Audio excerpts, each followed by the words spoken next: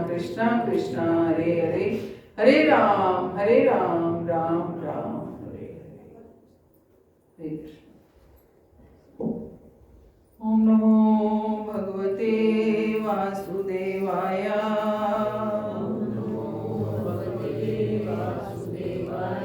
ओम नमो भगवते वासुदेवाय।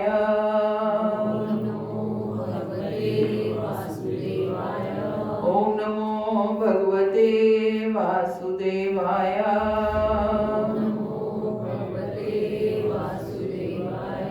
नारायणं नमस्कृत्य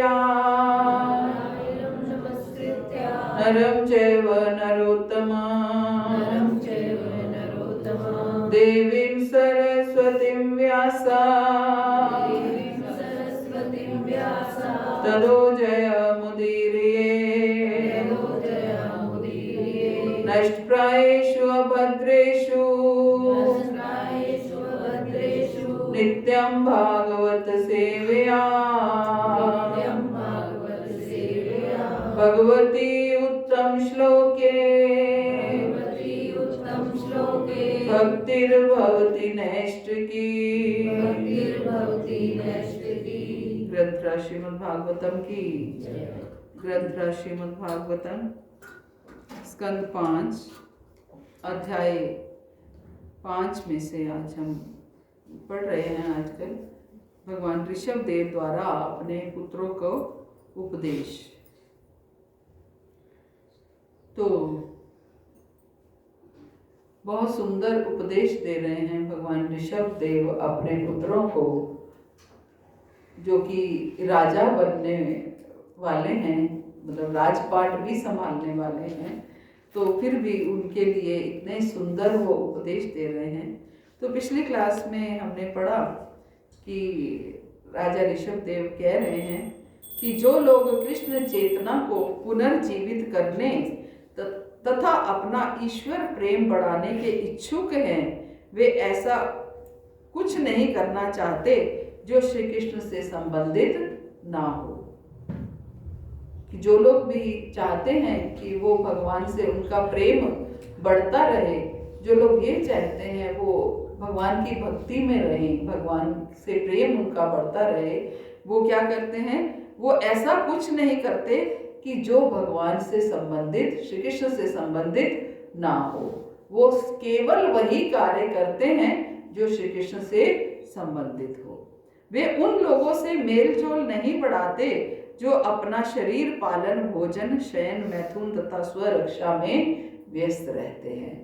वो उनका मेल जोल उन लोगों के साथ नहीं रहता है जो केवल आहार, निद्रा, भय, मैथुन में ही लगे रहते हैं और भगवान की भक्ति में का उनके लिए बिल्कुल समय नहीं होता है। तो उन लोगों का वो संग नहीं करते हैं, उन लोगों के साथ मेल जोल नहीं बढ़ाते हैं। वो ग्रस्त होते हुए भी अपने घर बार के प्रति आसक्त नहीं होते है, ग्रस्त ही, लेकिन अपने घर परिवार या कहीं घर बार से आसक्ति नहीं होती। ठीक है, एक कर्तव्य बुद्धि से वो सारे कार्य करते रहते हैं। वे पत्नी, संतान, मित्र अथवा धन में भी आसक्त नहीं होते। पत्नी, पति, परिवार, धन, किसी में भी वो आसक्त नहीं होते, किंतु उसके साथ ही वे अपने कर्तव्यों के प्रति अन्य मनस्क भी नहीं होते। ये इनके साथ भी वो अपनी ड्यूटीज को, अपने कर्तव्यों को भी अच्छी तरह निभाते हैं। ये नहीं कि वो उनकी आसक्ति नहीं है, तो परिवार के साथ, पत्नी के साथ, पति के साथ अगर आसक्ति नहीं है तो वो अपने कर्तव्य भी ना निभाए कि पत्नी पति को खाना भी ना बना के दे या पति परिवार के लिए कमाए ना, ऐसा वो नहीं करते हैं। अपने कर्तव्य वो पूरा निभाते रहते हैं, लेकिन किसी में भी वो आसक्त नहीं होते। ऐसे पुरुष अपने जीवन निर्वाह के लिए जितना धन चाहिए उतना संग्रह करते हैं। जितना चाहिए जीवन निर्वाह के लिए उतना वो संग्रह करते हैं और उससे जरूरत से ज्यादा धन के पीछे वो भागते नहीं हैं। ये किन लोगों के लिए कहा जा रहा है? जो लोग ईश्वर के प्रति अपना प्रेम बढ़ाने के इच्छुक हैं। तो हम सब इच्छुक हैं। ये सब इंस्ट्रक्शंस ऋषभ देव ने अपने पुत्रों के माध्यम से हमारे लिए दी हैं कि कैसे अगर हम भगवान के प्रति अपना प्रेम बढ़ाने के इच्छुक हैं तो हमें क्या क्या करना है ना, क्या क्या टिप्स हैं उसके लिए। तो सबसे पहली टिप क्या दी है कि हमें उन लोगों से मेल जोल नहीं बढ़ाना है जो केवल आहार निद्रा भय मैथुन में लगे रहते हैं, जिनका जीवन का लक्ष्य केवल और केवल ज्यादा भोग विलास है, इंद्रिय तृप्ति है, भगवान के साथ उनका बिल्कुल भी कोई संबंध स्थापित नहीं है।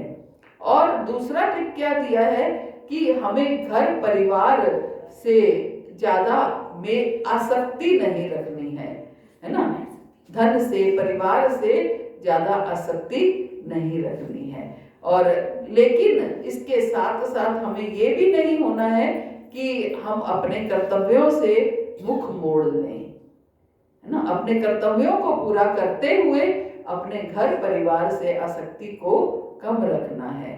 और साथ में उतना ही धन संग्रह करने की इंस्ट्रक्शन दी गई है जितने धन की हमें आवश्यकता है। तो ये टिप्स ऋषभ देव अपने पुत्रों के माध्यम से हमें दे रहे हैं। अगले श्लोक में क्या कहते हैं, जब मनुष्य इंद्रिय तृप्ति को ही जीवन का लक्ष्य मान बैठता है तो वह भौतिक रहन सहन के पीछे प्रमत्त होकर सभी प्रकार के पाप कर्मों में प्रवृत्त होता है। क्यों इंद्रिय तृप्ति के लिए मना किया है कि ज्यादा भोग विलास का जीवन नहीं व्यतीत करना? क्योंकि अगर हम भोग विलास के जीवन के पीछे भागते हैं, इंद्रिय तृप्ति को ही जीवन लक्ष्य बना लेते हैं, तो हम उस इंद्रिय तृप्ति को पूरा करने के लिए फिर उसके पीछे गलत तरीके से काम भी करते हैं। तो भौतिक रहन सहन के पीछे प्रमत्त होकर सभी प्रकार के पाप कर्मों में प्रवृत्त होते हैं।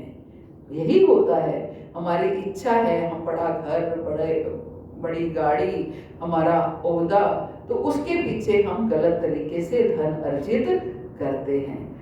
कहीं पाप कर्म के कार्य भी उसमें फिर हम करने लगते हैं। वह नहीं जानता कि अपने विगत पाप कर्मों के ही कारण उसे ये क्षण भंगुर शरीर मिला है। ये सोच कभी हमें आती है, इवन भक्त होने के बाद भी शायद ही कभी सोच आती होगी कि ये जो शरीर आज हमें भौतिक शरीर मिला है तो ये किसकी वजह से मिला है कि हमारे पिछले पाप कर्म थे, तभी हमें ये भौतिक शरीर प्राप्त हुआ है। ये क्षण भंगुर शरीर, टेम्परेरी शरीर जो आज है कल उसका पता नहीं है। हर समय तलवार टंगी रहती है कि पता नहीं कब क्या हो जाए। थोड़ा सा कुछ कहीं पर शरीर में कोई समस्या आती है तो हमारा सबसे पहले ध्यान जो है इस तरफ जाता है कि हाँ कुछ गलत ना हो जाए, कहीं कैंसर तो नहीं हो गया, कहीं ये प्रॉब्लम तो नहीं हो गई, कहीं ऐसा तो नहीं हो गया। मन भयभीत हो जाता है ना। किस लिए? कि क्योंकि ये पता है कि ये शरीर, हम जानते हैं ये शरीर जो है क्षण भंगुर है, टेम्परेरी है, तो कुछ भी हो सकता है। लेकिन इस शरीर के साथ इतनी आसक्ति कर बैठते हैं कि इसको छोड़ने की इच्छा नहीं होती, छोड़ते हुए बड़ी तकलीफ होती है क्योंकि आसक्ति है इस शरीर के साथ। फिर हम अगर ये कहेंगे कि शरीर के साथ आसक्ति है, नहीं, शरीर के साथ आसक्ति नहीं है, बच्चों के साथ आसक्ति है, परिवार के साथ आसक्ति है। तो कहने का अर्थ है शरीर के साथ आसक्ति का अर्थ है शरीर से ही जुड़े हुए संबंधों के साथ आसक्ति है। शरीर के साथ आसक्ति, शरीर के साथ जुड़े हुए परिवार के साथ आसक्ति, शरीर को सुख देने वाली वस्तुओं के साथ आसक्ति, हर उस चीज से आसक्ति है जो हमें शरीर के साथ जो है बांधे हुए है ना। तो ये कह रहे हैं ऋषभ देव कि वह नहीं जानता कि अपने विगत पाप कर्मों के ही कारण उसे ये क्षण भंगुर शरीर प्राप्त हुआ है जो दुखों की खान है। अच्छे से जानता है ये दुखों की खान है। मामुपेत्या पुनर्जन्म दुखाल्यम शाश्वतम, भगवान स्वयं भगवत गीता में कहते हैं ये जगत, ये संसार जो है वो दुखाल्यम है ना, और अशाश्वतम है। अशाश्वत मीन्स क्षणभंगुर है, टेम्परेरी है, थोड़े समय के लिए है।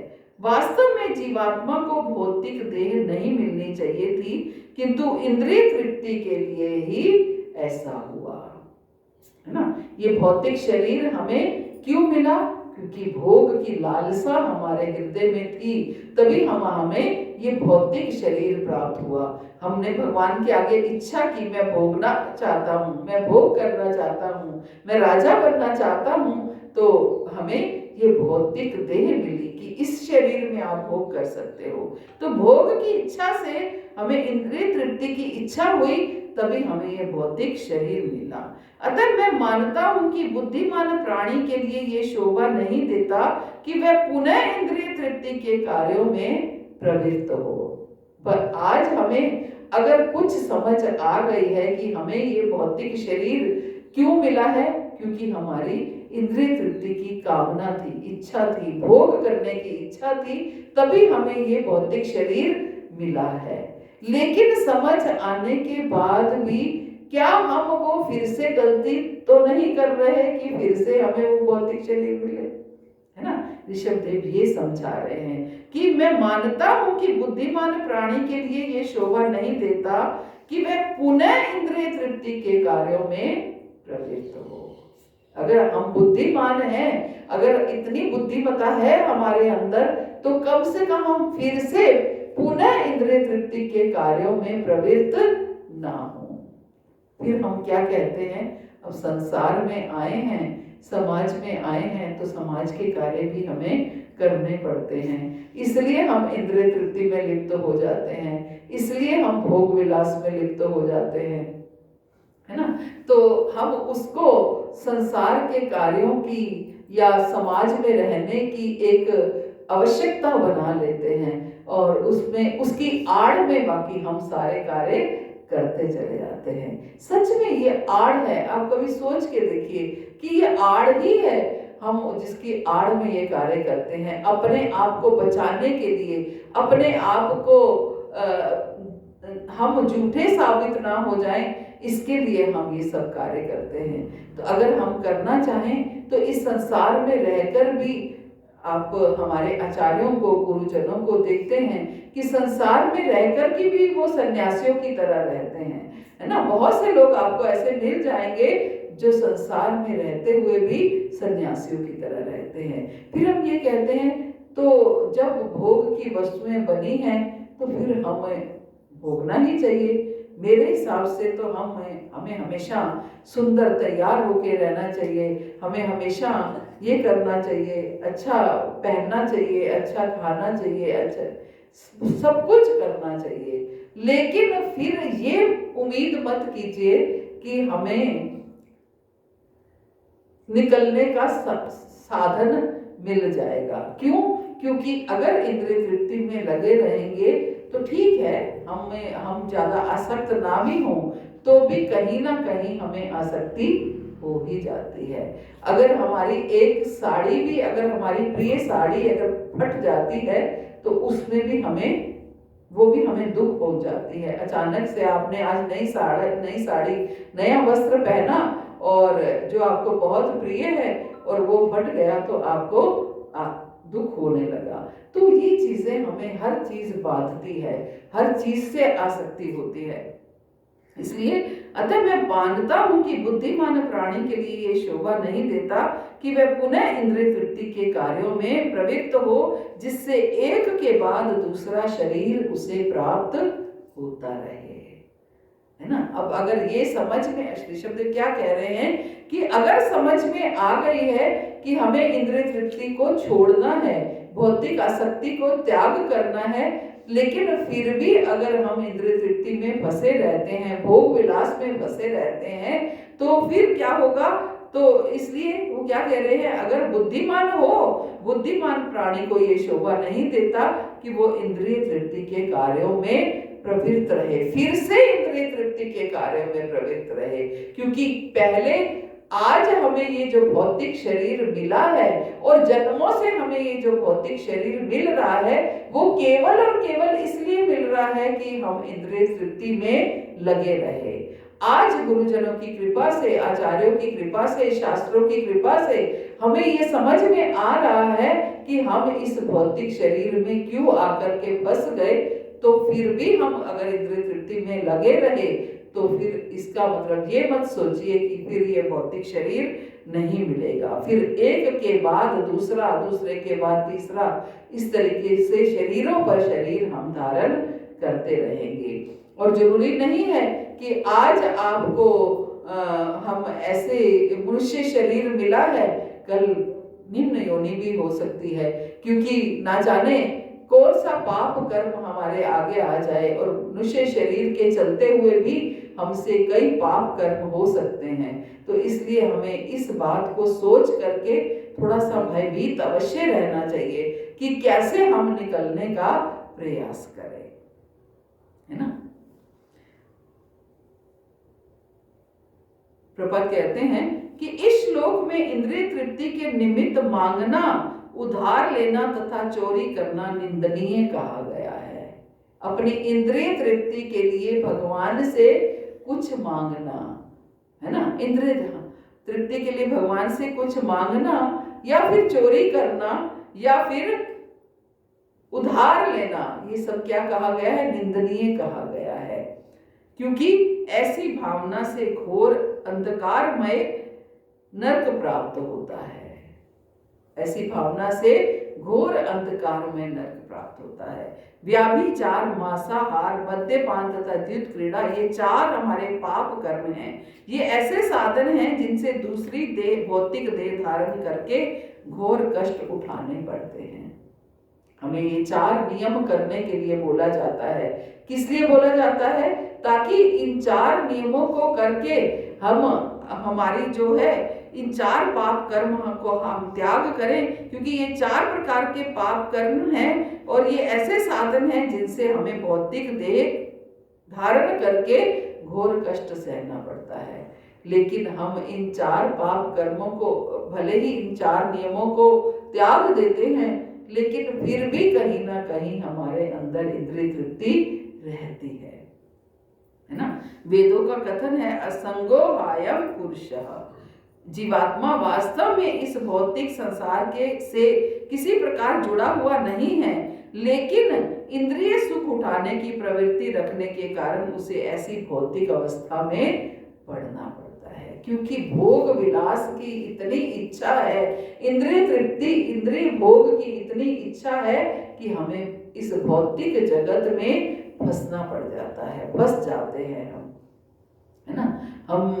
आप देखिए, आप किसी भी होटल में, किसी भी रेस्टोरेंट में चले जाएंगे, आपको भीड़ मिलेगी। 4 नियम करने के बाद भी हम फिर ऐसे रेस्टोरेंट खोजते हैं या ऐसा स्थान खोजते हैं, ऐसी पैकेट बंद चीजें भी खोजते हैं जिसमें इसमें अनियन गार्लिक नहीं होता है, ये हम खा सकते हैं, ये हम, तो ये सब क्या है, ये इंद्रिय तृप्ति ही है ना, और कुछ नहीं है। कि हमें अपनी सेंसेस पे नियंत्रण ना होने की वजह से हम ऐसे करते हैं। अदरवाइज एक भक्त का क्या कर्तव्य है कि खुद स्वयं से बनाए और भगवान को अर्पित करे और उसको ग्रहण करे, ये भक्त का कर्तव्य है। लेकिन हम इधर भोगों में इतने आसक्त होते हैं कि इन सब चीजों को, ये सब चीजें इग्नोर कर देते हैं। हमें लगता है इनसे क्या फर्क पड़ता है, लेकिन हर छोटी चीज से फर्क पड़ता है। उससे फर्क ये पड़ता है कि हमारी इंद्रिय तृप्ति की लालसा जो है वो कम नहीं होती है, वो बढ़ती है। धीरे धीरे वो कम ना होने की बजाय वो बढ़ती है या मेंटेन रहती है, कम नहीं होती है। तो ये ऋषभदेव हमें करने को कह रहे हैं। आगे क्या कहते हैं? प्रभुपाद कहते हैं कि मनुष्य को चाहिए कि भक्तों की संगति करके अपने जीवन को पूर्ण बनाए, उसे और आगे भौतिक देह के फेर में नहीं पड़ना चाहिए, उसे और आगे भौतिक देह के फेर में नहीं पड़ना चाहिए। तो क्या करना चाहिए? भक्तों की संगति करके ये जो शरीर मिला है उस शरीर को सार्थक करें। आगे कहते हैं ऋषभदेव, जब तक जीव को आत्म तत्व की जिज्ञासा नहीं होती तब तक उसे अज्ञान जन्य कष्ट भोगने पड़ते हैं। आत्म तत्व की जिज्ञासा। आत्म तत्व की जिज्ञासा का अर्थ क्या है? अपने आप को जानना, अपने आप को जानना। आत्म तत्व की जिज्ञासा, कि ये जिज्ञासा होनी चाहिए कि मैं कौन हूँ, मैं कहाँ से आया हूँ, मैं मेरा भगवान के साथ क्या नित्य संबंध है, मेरे जीवन का लक्ष्य क्या है ना? मेरे जीवन का लक्ष्य क्या है, मैं क्या करने आया हूँ इस भौतिक जगत में? क्या मैं केवल आहार निद्रा भय मैथुन में फंसने के लिए आया हूँ, या मेरे जीवन का कोई और लक्ष्य है? तो ये आत्म तत्व की जिज्ञासा, ये सोच जो है, ये आनी चाहिए। कितने लोगों को ये सोच आती है? कभी नहीं आती, बिल्कुल नहीं आती। मैं कौन, बस यही सोच रहती है कि मैं आया हूँ इस भौतिक जगत में, तो मुझे कैसे ज्यादा धन कमाना है, कि ज्यादा भोग विलास एकत्रित करना है। कैसे हम शुरू से बच्चों की भी ग्रूमिंग ऐसे करते हैं कि तुम्हें ज्यादा कमाना है ताकि ज्यादा भोग विलास कर सको, तुम डॉक्टर बनो, इंजीनियर बनो, आईएएस बनो, जो भी मतलब ये बनना है। उनके आगे भी ये लक्ष्य निर्धारित कर देते हैं, जिसके पीछे हमारा मुख्य लक्ष्य जो है वो दब जाता है। इन बाकी लक्ष्यों के सामने हमारा मुख्य लक्ष्य जो है वो दब जाता है। सवे पुंसाम परो धर्मो यतो भक्ति यथोक्षजे अहेतु की अप्रतिहता ये आत्मा सुप्रसिद्ध थी। सवे पुंसाम परो धर्मो, एक जीव का, मनुष्य का परम धर्म क्या है? परो धर्मो यतो भक्ति अधोक्षजे, अधोक्षज की भक्ति करना, भगवान श्री कृष्ण की भक्ति करना, ये परम लक्ष्य है। अहेतु की अप्रतिहता ये आत्मा सुप्रसिद्ध थी। और भक्ति कैसी होनी चाहिए?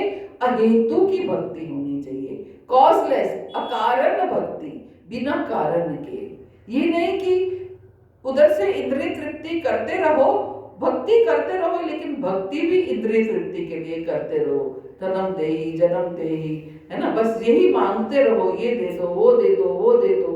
ये क्या है? ये भक्ति नहीं है, ये भी इंद्रिय तृप्ति है, कि हम भक्ति भी इसलिए कर रहे हैं, जाकर लोटा जल का चढ़ा रहे हैं, जाकर चालिया कर रहे हैं, दिया जला रहे हैं, जो भी कर रहे हैं, परिक्रमा कर रहे हैं, लेकिन उसके पीछे भी लक्ष्य क्या है? इंद्रिय तृप्ति है। तो ये भक्ति नहीं है, वो भी इंद्रिय तृप्ति है, वो भी आपको इसमें फंसाने वाली है। जो भी भक्ति हम करें निष्काम, अहेतु की अप्रतिहता, अहेतु की होनी चाहिए और लगातार होनी चाहिए, है ना, लगातार भक्ति होनी चाहिए। ये नहीं कि आज हमें कोई काम पड़ गया तो आज भक्ति हो गई और कल भक्ति छूट गई, है ना। लगातार भक्ति होनी चाहिए, नित्य नित्य भक्ति। कोई भी ऐसा हमें इसीलिए हमें 16 माला का नियम बताया गया है कि ताकि हम नित्य प्रति ये भजन हम कर सके, नाम जप कर सकें। लेकिन वो भी हम कैसे करते हैं, ये तो हम सब जानते ही हैं कि कैसे वो हमारा भजन होता है, कितनी तन्मयता से होता है। तो कैसे हम उसको अच्छे से करना है, यही हमें यही समझना है। तो क्या कह रहे हैं? जब तक जीव को आत्म तत्व की जिज्ञासा नहीं होती तब तक उसे अज्ञान जन्य कष्ट भोगने पड़ते हैं और उसकी पराजय होती रहती है। कर्म का फल पाप अथवा पुण्य कुछ भी हो सकता है। हमारा कोई भी कर्म, उसका फल पाप भी हो सकता है, उसका फल पुण्य भी हो सकता है। यदि मनुष्य किसी कर्म में व्यस्त रहता है तो उसका मन सकाम कर्म में रंगा हुआ कहा जाता है। कर्म का मतलब है वो सकाम कर्म में रंगा हुआ है। जब तक मन अशुद्ध रहता है, चेतना अस्पष्ट रहती है, जब तक मनुष्य सकाम कर्मों में लगा रहता है, तब तक उसे देह धारण करनी पड़ती है। कब तक देह धारण करनी पड़ती है? जब तक मन अशुद्ध है। हमारा सूक्ष्म शरीर किससे बना है? मन बुद्धि अहंकार से बना है ना। मन बुद्धि अहंकार से हमारा सूक्ष्म शरीर बना है। और कब ये भौतिक शरीर छूटेगा? हम भले ही हमें 60 साल 70 80 100 साल के बाद ये शरीर छूट जाएगा, लेकिन ये शरीर छूटा नहीं है, छूटेगा नहीं, फिर दोबारा शरीर मिलेगा, है ना, दोबारा शरीर मिलेगा। कैसे इस चक्रव्यूह को हम भेद सकते हैं? तो उसके लिए क्या कह रहे हैं, कब तक ये शरीर बार बार मिलता रहेगा? जब तक मन अशुद्ध रहेगा। तो करना क्या है, इस सूक्ष्म शरीर को शुद्ध करना है, इस मन को शुद्ध करना है, बुद्धि को शुद्ध करना है, अहंकार को शुद्ध करना है ना। तो मन को शुद्ध करना ये सबसे कठिन कार्य है, क्योंकि भले ही ऊपर से हम कितने भी शुद्ध दिखाएं, मन सबसे ज्यादा अशुद्ध होता है। भले ही ऊपर से हम कितने भी प्रेम से बोलते रहें, मन में किसी के लिए जरूर कोई ना कोई मदा है, हाँ, कुछ ना कुछ मन में द्वेष ईर्ष्या कुछ ना कुछ मलाल जैसे वो रहता है। तो उससे क्या है, कभी हमारा मन शुद्ध नहीं हो पाएगा। तो मन को शुद्ध करना है। हम मन को शुद्ध करने का क्या तरीका है? नाम जप। नाम जप तो एक मेडिसिन है ही, लेकिन एक दवाई हम लेते रहें और साथ के साथ हमें बुखार हो गया है, दवाई हम ले रहे हैं और साथ के साथ आइसक्रीम खा रहे हैं, गोलगप्पे खा रहे हैं और जो भी हमारा मन कर रहा है वो खा रहे हैं, तो दवाई असर करेगी क्या? नहीं, है ना। दवाई करेगी असर, लेकिन ज्यादा समय लेगी, बहुत समय लेगी, हो सकता है ना भी करे, है ना। अगर हमारा बॉडी टेक्सचर ऐसा नहीं है तो हो सकता है असर ना भी करे। तो हमें सब कुछ करना है, नाम जप तो करना ही है, लेकिन साथ में शुद्ध करने के और प्रयास भी करने हैं, है ना। शुद्ध करने के और प्रयास भी करने हैं, जो हम कर सकते हैं। साधु संग कर सकते हैं, अपना भजन अच्छे से कर सकते हैं, है ना। नाम जप तो करना ही है, लेकिन हमें भगवान की जो है शास्त्रों को पढ़ना सुनना ये सब भी करना है और प्रयास भी करना है। सबसे मुख्य प्रयास करना है। शास्त्र भी हम पढ़ ले सुन ले, इधर से सुन के पढ़ के इधर से निकाल दें तो कोई शास्त्र भी असर करने वाला नहीं है। मन सबसे मुख्य बात हमारे हृदय में ये ठानना है, दृढ़ निश्चय करना है कि हमें अपने मन को शुद्ध करना है। कोई भी अशुद्धता मन में आती है तो ऐसा नहीं है कि हमें पता नहीं चलता, ऐसा है क्या? पता चलता है कि हमारे मन में ये अशुद्धता आ रही है।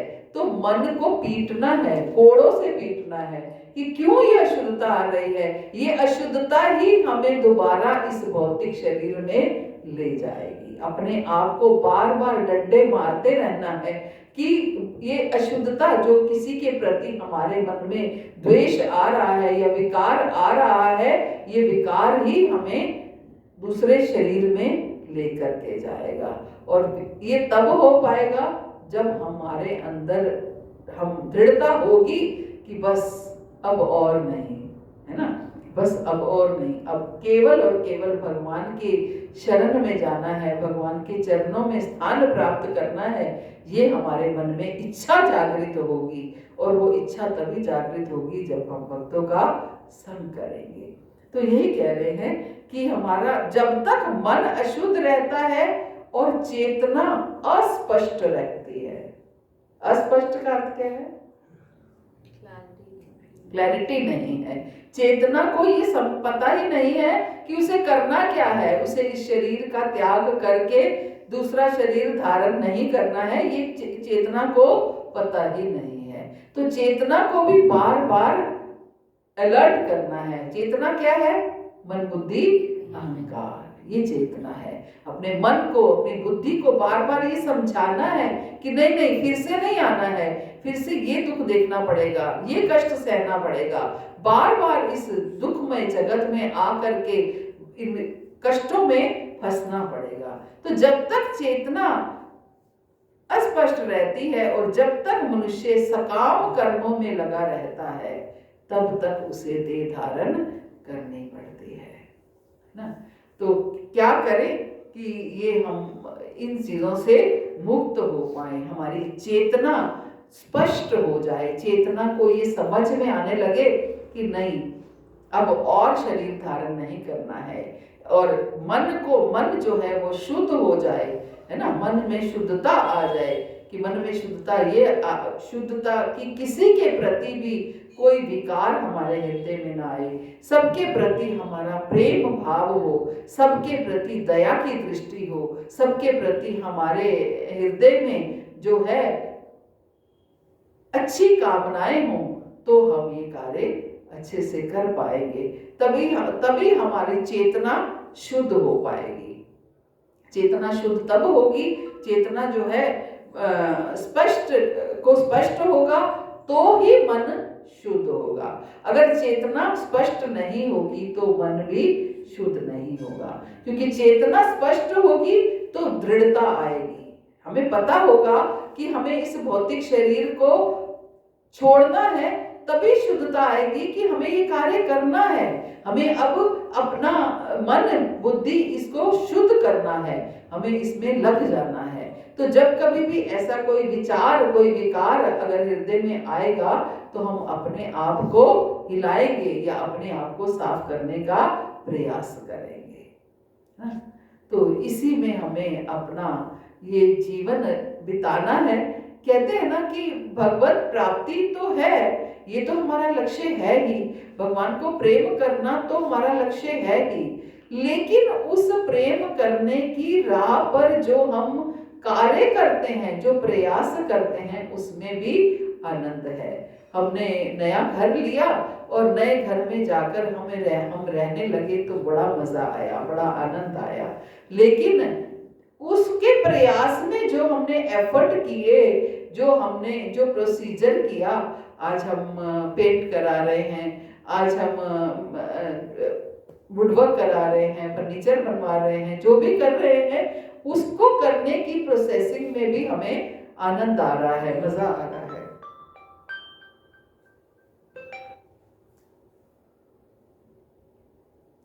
तो ये जो राह है, जो भगवत प्राप्ति की राह है, भगवान को प्रेम करने की राह पर पहुंचने के लिए भी जो भी हम कार्य करते हैं, क्या कार्य करते हैं, नाम जप करते हैं, भजन करते हैं, भक्तों का संग करते हैं, धाम जाते हैं और भागवत श्रवण करते हैं, ये सब कार्य जो हम करते हैं, अध्ययन करते हैं, सेवा करते हैं, गुरुजनों की, आचार्यों की, वैष्णवों की, ये सब जो करते हैं, हर कार्य करने से पहले, हर कर्म करते हुए हम सोचे इस बात को कि ये करने से मुझे भगवत धाम प्राप्त होने वाला है, ये करने से मैं इस भौतिक देह से छूट सकता हूँ, केवल इस वैष्णव की सेवा करने से ही मैं भौतिक देह से छूट सकता हूँ। तो आप देखिए आपके अंदर कितना उत्साह आएगा सेवा करने का, आपके अंदर किसी के लिए भी द्वेष भाव नहीं आएगा, जिसके प्रति भी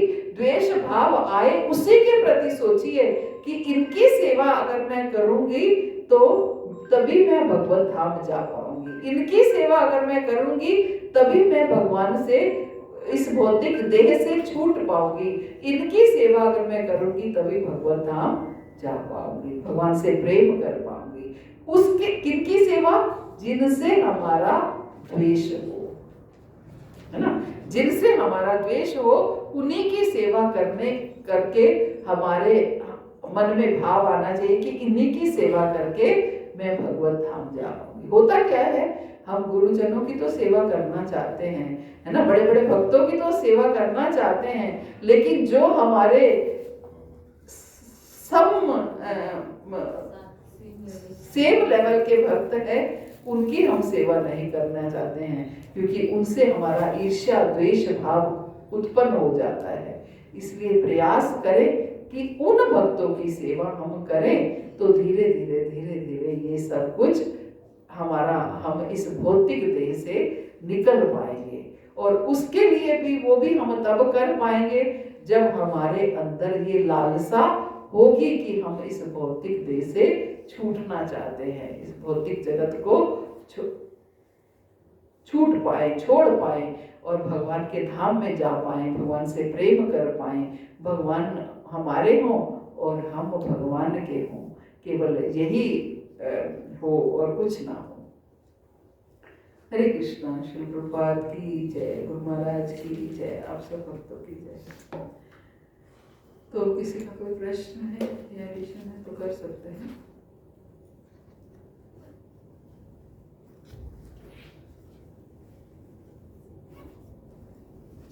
वाञ्छा कल्पतरुभ्यश्च कृपा सिन्धुभ्यश्च पतितानां पावनेभ्यो वैष्णवेभ्यो नमो नमः। अनंत कोटि वैष्णव वृंद की जय, श्री प्रभुपाद की जय, गुरु महाराज की जय, आप सब भक्तों की जय। हरे कृष्ण।